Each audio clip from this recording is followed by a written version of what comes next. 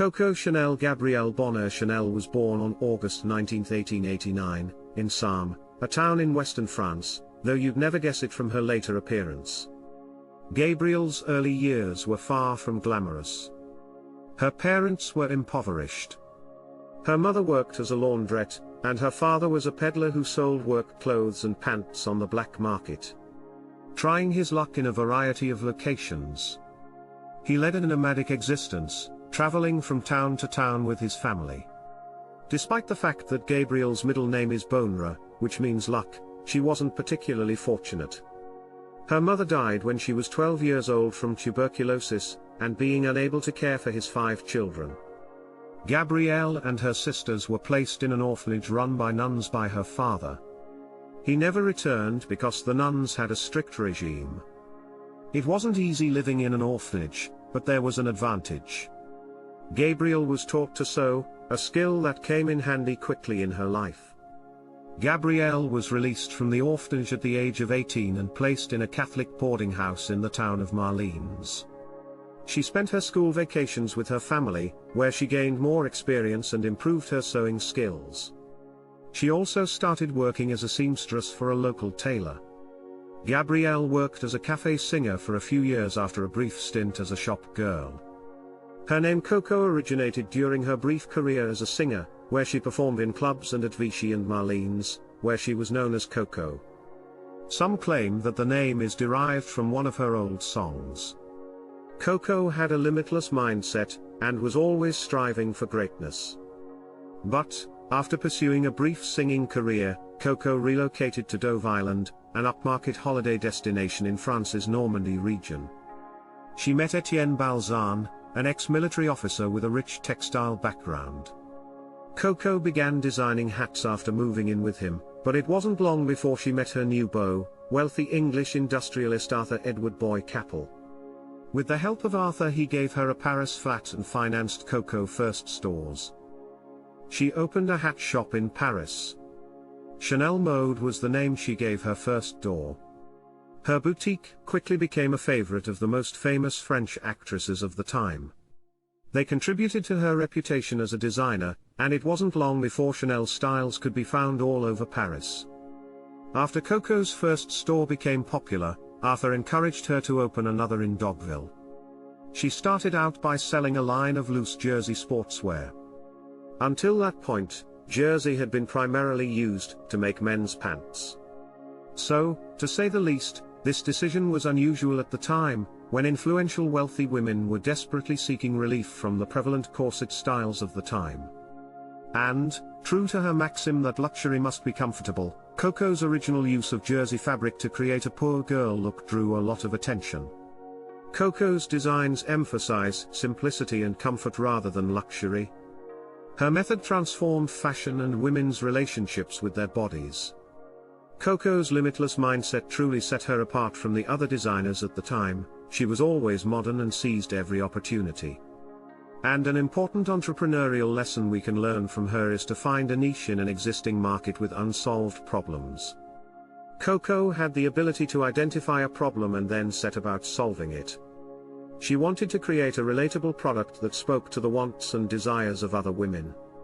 Because of this solution-oriented approach, instead of constrictive, tight corsets, she managed to fill a market gap that few were aware of. She provided high-end clothing for both leisure and sports. She created swimsuits for women, which were unheard of at the time. Her designs were unisex, comfortable, and just a little bit provocative. Women desired to feel liberated and empowered, which Coco's loose yet functional clothing provided. Coco also got her famous short hairstyle around this time. It quickly became a huge trend, and Coco was featured in numerous magazines, news articles, and other media outlets. Thousands of women began to idolize her, not only for her fashion but also for her daring personality. Coco once famously stated that in order to be irreplaceable, one must always be unique. Coco, on the other hand, was eager to expand her thriving business. In 1921, she launched Chanel No. 5, her first fragrance. Ernest Beau, one of the most talented perfume creators in France who had previously worked for celebrities, created the fragrance. Coco struck a deal with her business partner, Pierre Wertheimer. Coco had grown close to Pierre over the years, and the plan was for his factory to produce the aromas. However, the contract only provided Chanel with 10% of the profits, with Wertheimer receiving 70% and Théophile Bader receiving 20%. Coco would soon come to regret their agreement. Chanel is a brand. They were available at the same time that Chanel became the first major fashion designer to release a perfume. This added to the sense of accomplishment. The phenomenally successful fragrance quickly became the financial foundation of Chanel's entire empire. And, because the perfume was a huge source of revenue, she sued repeatedly to have the terms renegotiated. Despite this, the fragrance made her a tidy profit. The Chanel fashion house was reportedly worth millions of dollars by the late 1920s, and it employed over 2,000 people. Not only in Coco's couture house but also in a perfume laboratory, a textile mill, and a jewelry workshop. Coco was at the pinnacle of her celebrity by 1935. She had 4,000 employees and 5 boutiques on Rue Cambon, Paris's fashion district, at the time. Then came World War II, and with it, a period of silence. Coco had been a public figure for several decades by the time World War II began, but she remained a compulsively secretive woman.